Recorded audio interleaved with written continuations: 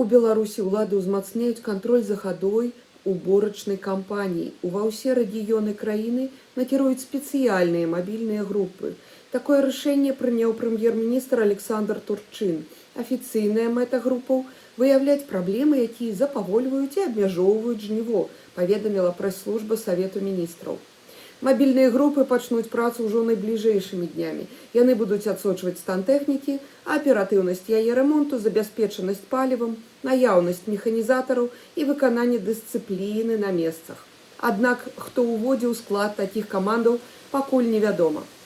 Тых жа, хто правініцца падчас уборачнай кампаніі, скіруюць на вайскова-палявыя зборы на 2-3 месяцы. Пра гэта заявіў кіраўнік адміністрацыі Лукашэнкі Дмітрый Крутой, піша Белта.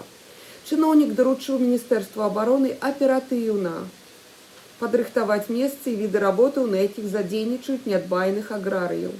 Спісы гэткіх асобаў будуць складаць райвыканкамы разам з ваенкамамі і кіраўнікамі гаспадарак.